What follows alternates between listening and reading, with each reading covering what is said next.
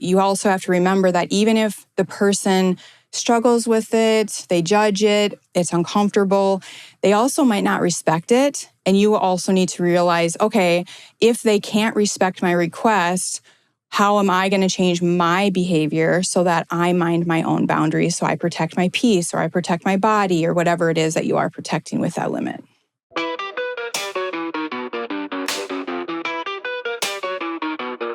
Almost dying taught me how to live. Being struck by a car left me in a 3.5-week coma with 15 broken bones and 16 surgeries to complete, including brain surgery. However, I woke up from that coma in an even greater place than I ever foresaw for myself. How? The universe will guide you out of the darkness and into the light if you allow it. Often, spirituality comes off as too highbrow. I'm not about that. Welcome to the podcast that talks and teaches about it through the lens of humor. Together, we'll harness positive energy and use it to work with the universe, all while giggling the entire time. Welcome to Gabriella Rebranded. Win most, lose some. Today, we're talking about boundaries through a trauma lens. I teased this episode a while ago, and it's finally here. After trauma, boundaries are incredibly hard because survivors often feel guilty or like there's such a burden asking for what they need because we require things that the average person doesn't necessarily require. More rest, more space, different routines, and sometimes major life changes that can disrupt relationships and other daily life activities. That growth can be beautiful, but it also comes with a lot of guilt, pushback, and second guessing. So I'm very excited for an episode and conversation and interview on this with Jessica Miller. Jessica is a licensed marriage and family counselor for 10 plus years. She's the host of the great podcast, Mind Your Boundaries, an entire podcast dedicated to boundaries. Jessica helps people everywhere navigate difficult relationship and relationship changes, set healthier boundaries that are clear and compassionate. It's such an honor to have Jessica on today. There is a little bit of weirdness with my audio due to a technical difficulty, but Jessica's audio is perfect, and that's who y'all are really here for. Thank you guys so much. This is going to be a great conversation. And as always, remember to like, rate, review, subscribe, at Gabriella Rebranded on everything. Sign up for that newsletter. And yeah, now let's talk to Jessica, who's a lot more interesting. Thank you so much. I'm so glad we're finally connecting. Oh, I'm so happy to be here and honored that you asked me. Thank you so much. And this is such an important episode that I'm so excited to get into with you. Just for everyone, like you have an entire podcast about minding your boundaries. You've been a marriage therapist for 12 plus years. You are an expert in navigating boundaries in between families and close friends, maybe. I'm not sure. But in between boundaries, preserving boundaries in between human relationships, which is absolutely incredible. And boundaries as they pertain to trauma are a really big thing. And they're also really, really terrifying. Mm-hmm. Yes, they are. Absolutely. It's actually funny. When you first reached out, I automatically thought trauma, you meant like from childhood. And then when we talked and you were like, no, more like medical or like a crisis that happens, like it's an acute trauma. And I'm like, that's actually perfect because I also had a car accident. And so I've also had to readjust and tell family boundaries and stuff. So this is actually going to be like a perfect podcast episode. Oh my God. Well, I'm one, I relate. But then also like, I'm so even more happy to talk about this with you. That is because it's very, very, very difficult. And it's, it's such a thing to navigate when it's like your physical body feels like it's disintegrating. You have all this PTSD, and then you're also trying to navigate relationships with your family. And they don't quite get it. It's so hard. Yes. Yes, it's awful, especially because when trauma hits you, your body actually rewires. So it thinks boundaries are actually a physical threat. And that's why it feels so impossible to us. Oh, I didn't know that. Yeah, it's crazy. Oh my God, your body literally rewires. So it views boundaries as a threat. I mean, In a way, I guess that makes sense because one of the things that I wanted to talk about is with boundaries, whether it's in between the caregiver and the victim or vice versa, they are scary for sort of both ends. Like, Hmm. as the person who's on the receiving end of the trauma, you're kind of like, why are you putting this boundary up against me? Like, I need you to help me in this way. Like, Hmm. when they've set the boundary, but as a caregiver, they have every right to set a boundary. It's their own prerogative.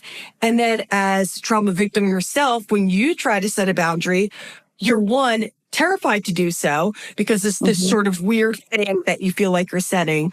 And then in addition to that, it's not really understood because it's a kind of weird thing that you're asking for to other people, or it appears Right. that way.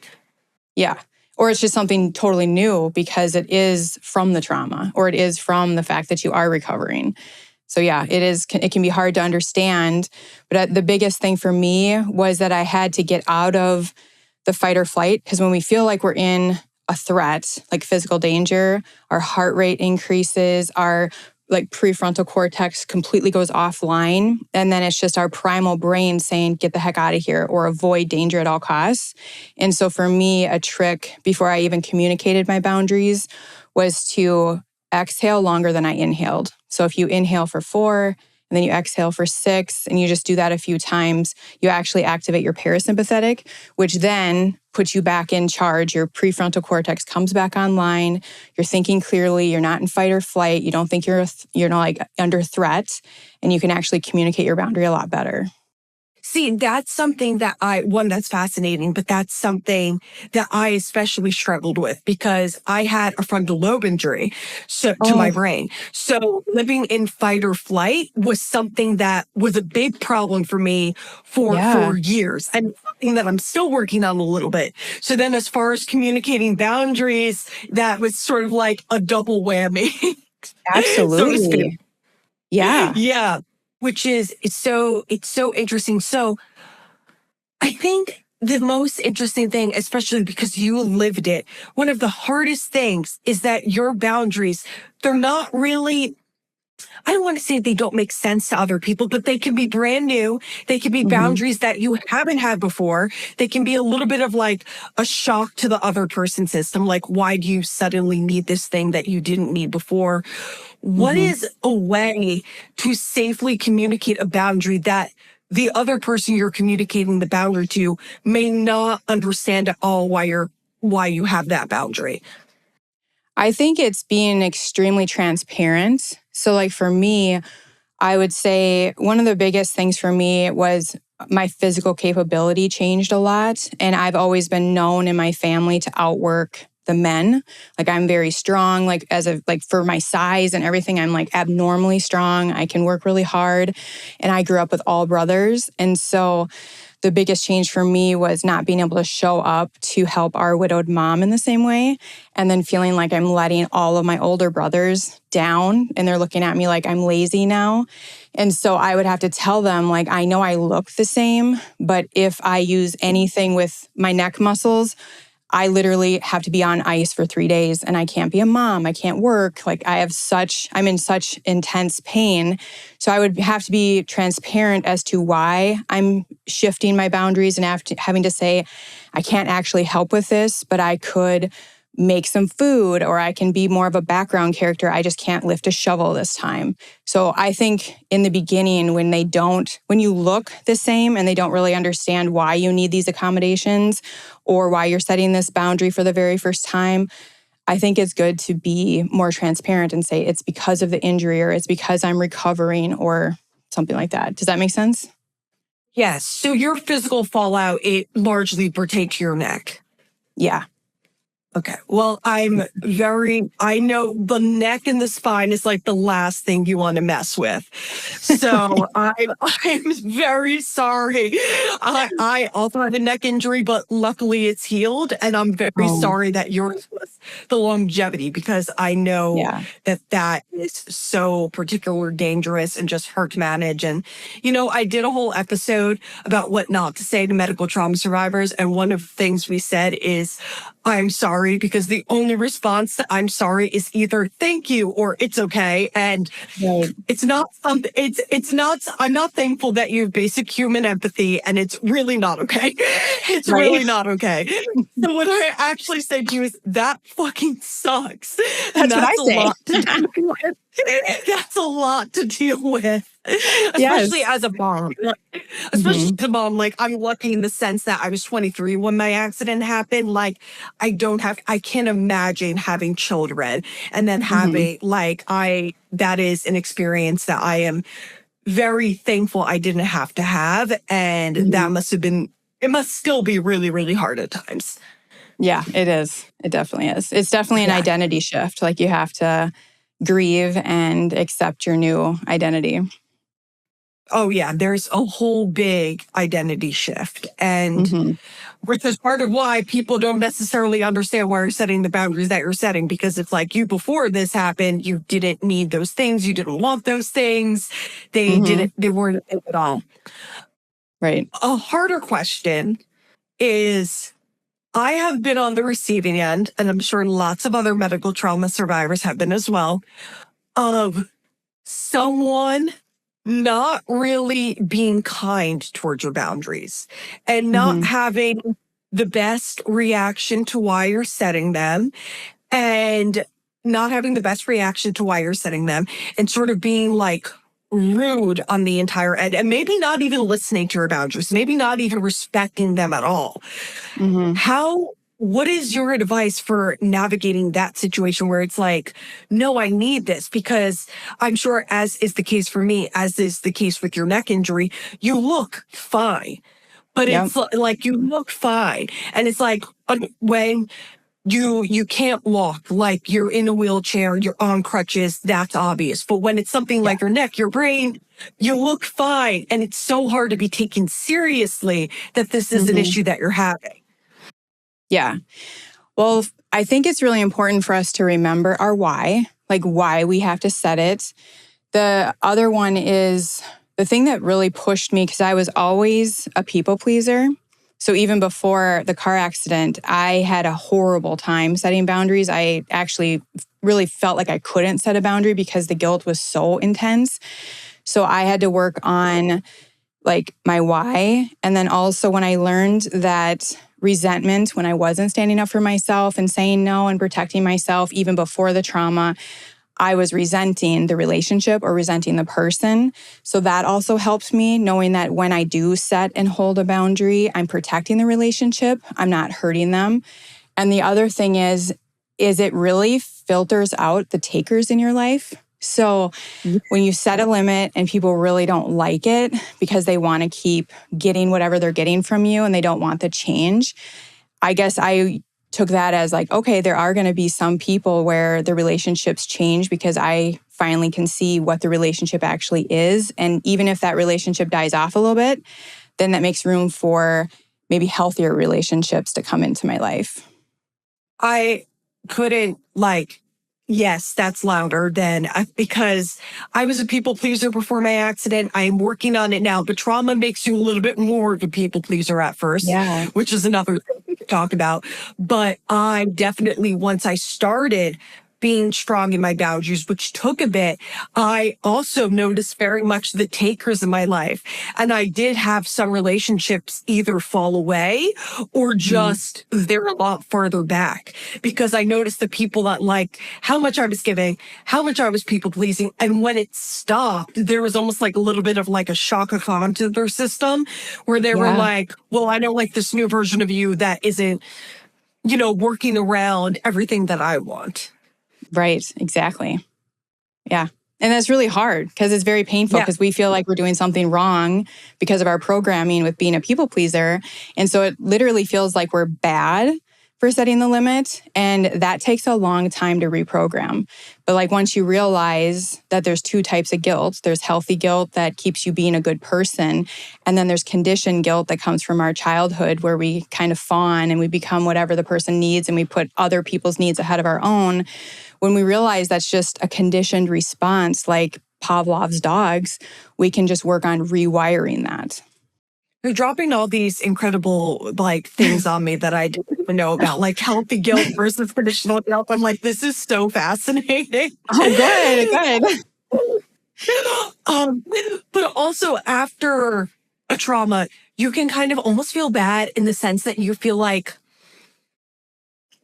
need all these accommodations and you almost Yes. feel guilty for how much you Oh, are for sure. asking people to be there. You feel like you are so much take because you Hmm. are asking for all these accommodations.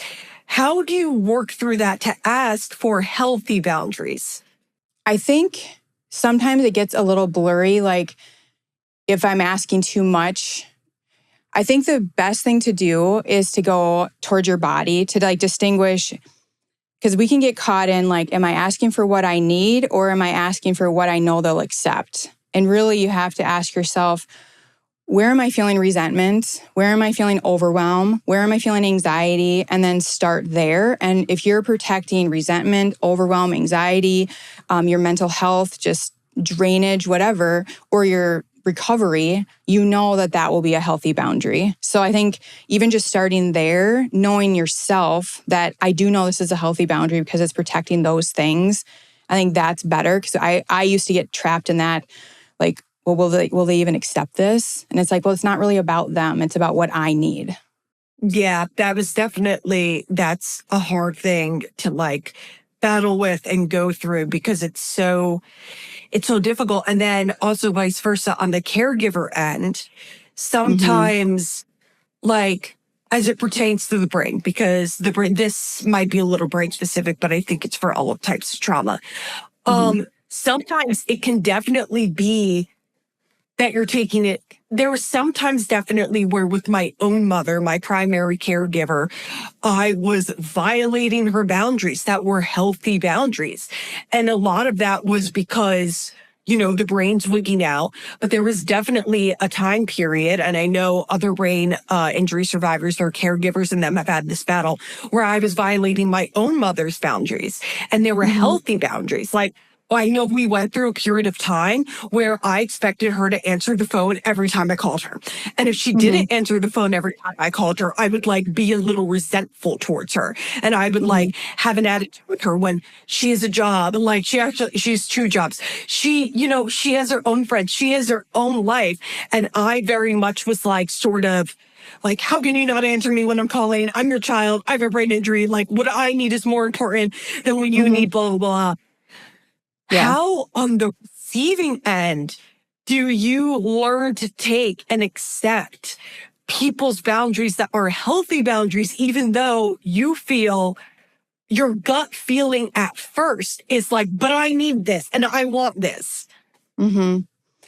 Well, I think too, like what you're describing is almost like a little panic. Like I'm actually in Yeah. a very vulnerable state right now, and you're my safe person. So if I reach out, I need to know that you're going to answer me. And so even though it sounded like you were like berating her, when you described it right now, I felt panic. Like that's what I felt. But I think we also have to just remind ourselves that when our caregivers set healthy boundaries, like it is still on them to mind it. It's not on us. So we can respect it. It's a request that they make for us. Like if your mom said, I can't take calls like between, or I can't answer every call that you make between my work hours, but I'll try my best. And then you still get upset with her. She'll have to say, I'm sorry, I told you I can't answer every call. It's going to impede on my work and I have to keep my job.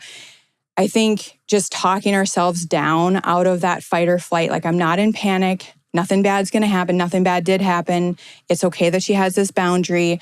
I think just some self-talk as well helps with that. Yeah, because that's definitely, I'm better about it now. Me and my mom are great, but that was definitely one that was hard in the beginning because I moved back to Yeah. LA a little too early. And I was like I'm originally from New York and my family's in New York.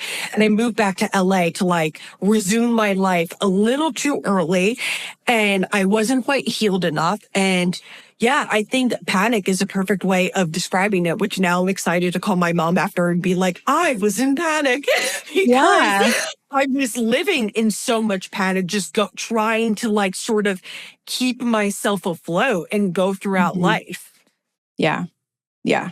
And I think too, just having a conversation after you had one of those moments, like if we can become aware of why we're reacting so negatively to their boundaries, like once we come down and then having a repair conversation, I think that helps too, just to keep the relationship nice and strong. That's exactly what we did a whole episode like a few months ago now at this point about the caregiver specifically. My mom was actually a guest. And what Oh. I was talking about, it was great. And I was talking about how sometimes I am going to ask, and like other survivors are going to enforce on your or try to violate your boundary and ask for something ridiculous.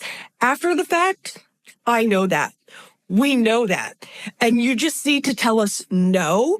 And then after the fact, I was like, you need to get comfortable with us being mad at you for a little Mhm. bit. Because Yep. after the fact, once I've calmed down and think rationally, if you say no, then I'm like, I understand this. And like with something I was talking about with my mom, I was like, you need to get comfortable with the fact that I'm going to be a little mad at you for a Yep. little bit. But then afterwards, we'll have a good conversation and it will all be okay. Yes, I think that's perfect. Yeah. This is a really big one. Over explaining and over justifying why you have your need for your boundaries. This is Hmm. something that I definitely struggled with. I know a lot of people struggle with it. Just you go to the over explaining, you go to the over justifying, you over defend why you need your boundaries. What is your best recommendation of how to just stay strong and lay the boundary and not fall back into that kind of people pleasing state of, Hmm. because when you over explain, when you over defend, when you over justify, it's almost like you're convincing yourself of why Right. you're setting this boundary. Yeah, exactly. Well, I think there's some prep work that helps with that. At least that helped me because I was definitely guilty of that, where I would just go on and on and on. And the more I went on, the more information I gave them to poke holes in my need for this boundary. And then all of a sudden I was like argued out of it. And I'm like, yeah, like I don't really need that. You're right. So I think the less I say, the more that they can't really come at me with reasons why I don't need it.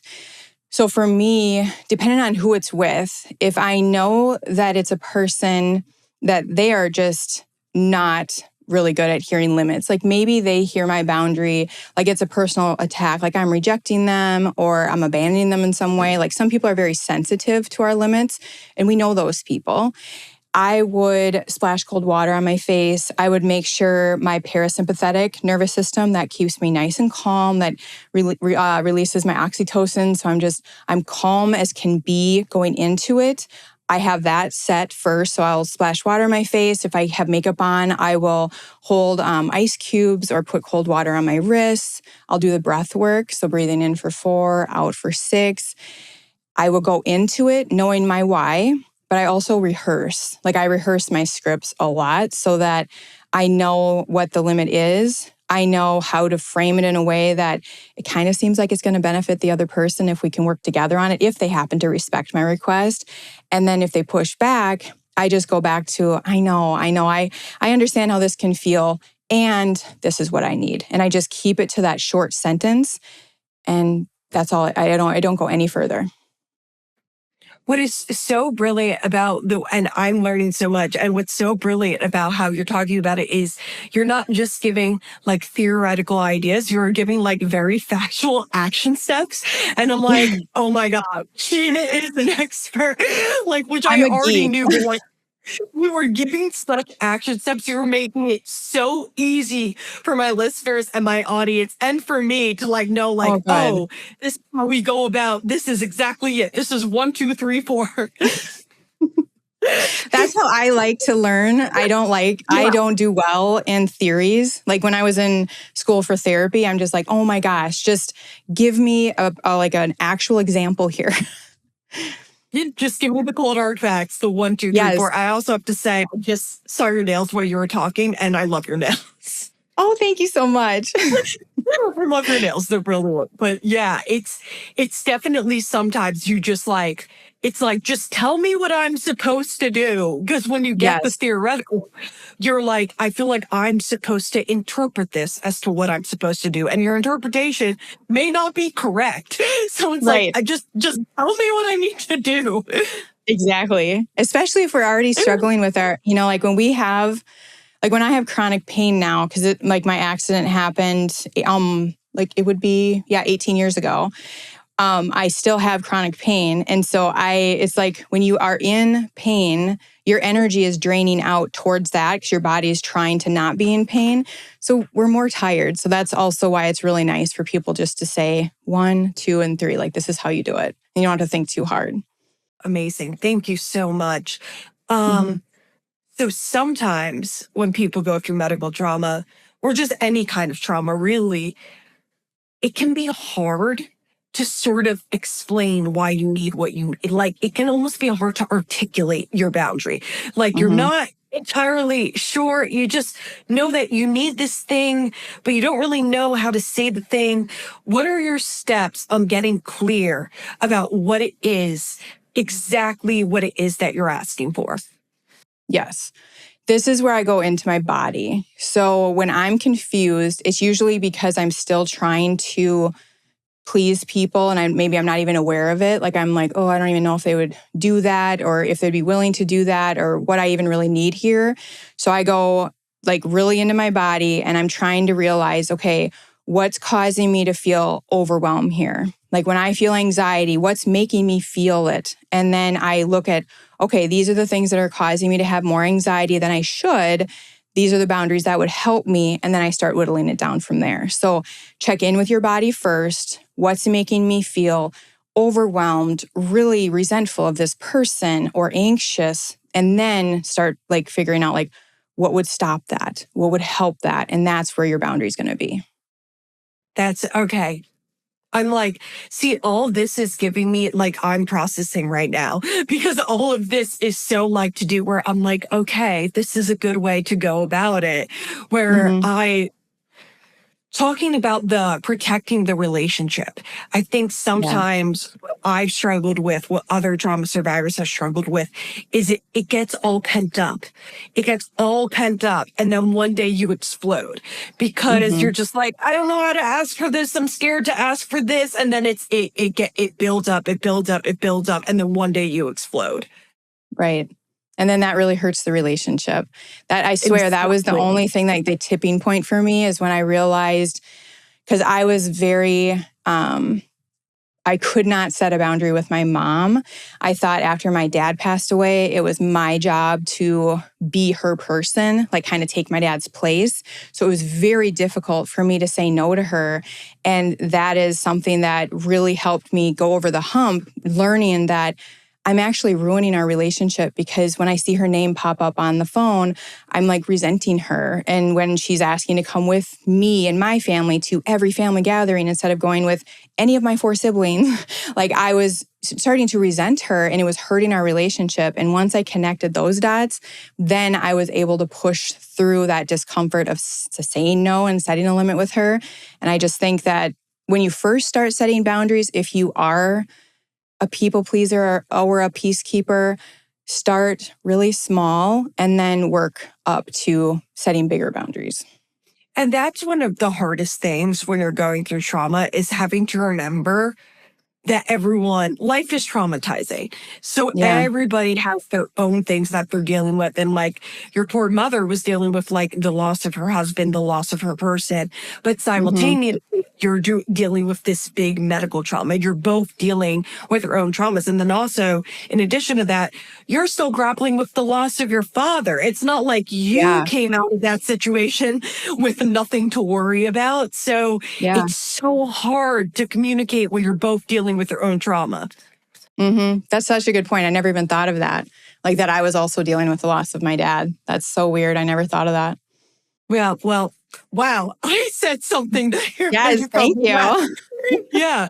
But it's, and that must have been like kind of like I was talking about the double whammy with my frontal lobe injury. That was Yeah. a double whammy for you that you're dealing with the loss of the father and also the loss Mm-hmm. of to physically operate as normal. Yeah, it was a lot. Okay, this is a big one.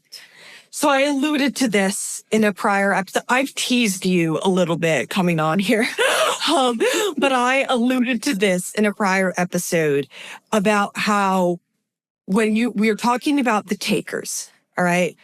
When you first start setting boundaries and cutting off the takers, you might go through a period of loneliness because you realize that most of the people because you've been living as a people pleaser, a lot of the people in your life that you've attracted are takers. And then you go through a period of loneliness. And, we attract people that we're a vibrational match for. So eventually people that fit your boundaries will come in. But that in-between period I distinctly remember my period of spending most of my weekends, just on my couch because I had eliminated so many takers. What is your advice to stay strong in your boundaries and not fall into but I miss people. I've lost everyone in my life. So I actually am going to take away all my boundaries. I'm going to forget about them because I want to bring these people back. I'm tired of being alone. I think it's good to focus on your healthy progress, which are internal markers. So if you're making changes because of just the trauma and now you're just kind of deciding to clean house and set some boundaries and go on a different path, which is eliminating some of your takers, you have to really focus and meditate in those lonelier periods on things that are working in your favor. Are you less stressed? Are you feeling more content with your life? Do you have more time to do things that make you happy or make you a healthier person? So those are the things that I would try to focus on and put my energy into rather than allow myself to only sit on the couch for hours and ruminate on the loneliness, because then you're in a very vulnerable spot to slide back to allow them to start taking from you. Yeah, and if you follow what feels good, that's the recipe to finding alignment.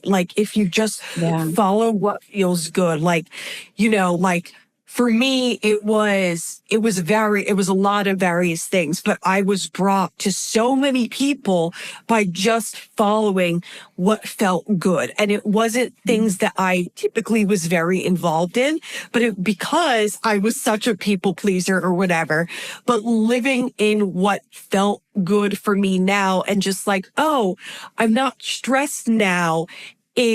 Living in that state, eventually it takes a bit, but eventually you attract the people that they understand their boundaries because they're as emotionally evolved as you are and they get it. Yes. Yeah. And I think that's such a good distinction is to follow what feels good versus what feels comfortable. Because our body naturally wants to stay in what feels comfortable. So when we change, it's like we have so many things trying to prevent us from changing.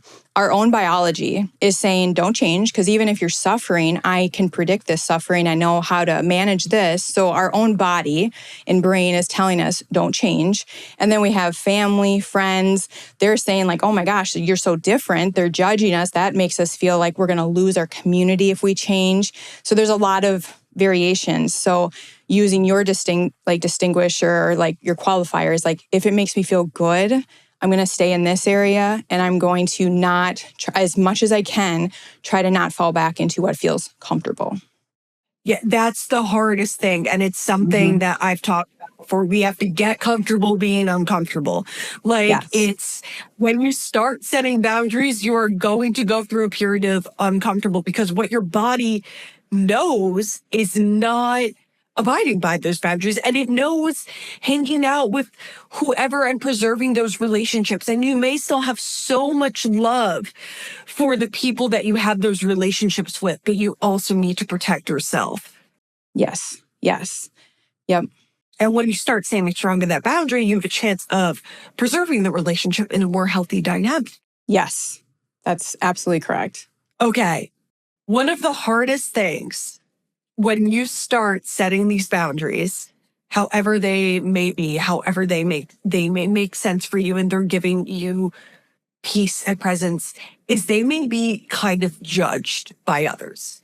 And there may be people who are sort of like, why are you setting that boundary? That's like a stupid boundary to set. Like, or why are you sort of living this way and not living the way you used to do? Like, this is so stupid. It's such a stupid thing, but just like to give an example, one of my friends who I love, she's a great friend, and this was purely a joke. I'm training for a workout competition, and like I'm very focused on my health at the current moment. And it's on June 7th. And she one time was completely joking. It's a girl. She's incredible. But like, just to use this as an example, we were just like sitting doing nothing. And she just goes, so after June 7th, we're blacking out, right? And I was like, no. And I'm like, no, one, I don't do that at all. Like, let's leave that in college. I had a brain injury. But then also it's like, there's a little bit of judgment when you start, like, that's an example. And she's amazing. She doesn't judge me. Mm-hmm. But I'm just, as an example, there was a little bit of judgment from others. How do you stay strong in your healthy boundaries when they very much may be judged by others? Yeah. Well, first you have to know that like two truths can exist at the same time. Like you can know that you need this boundary, and it can confuse or make other people feel bad, or they can judge it at the same time. Like, so those things can exist in the same space at the same time. I think it's, again, going back to why you need it. And then it's also just knowing that change is really hard for other people because, again, their brain likes to know what to expect, and they know that they can expect this from you or this certain type of behavior or whatever they're getting from you. So any kind of change is really hard to grapple with.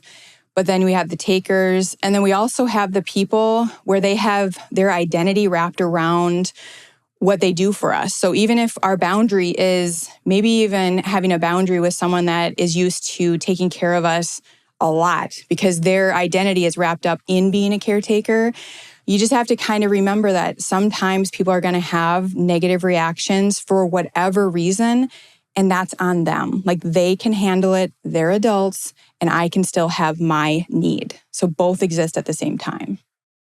Yeah, that's also something else that I talked about to my mom about on the caregiver episode. I was like, you need to trust me a little bit more.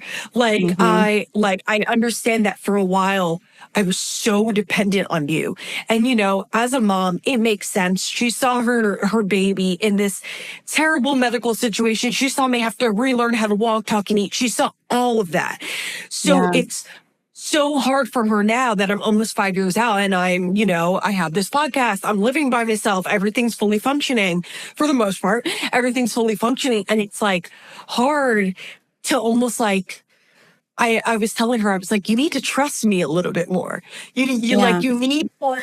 And I understand why there's so much panic and you don't want to trust me.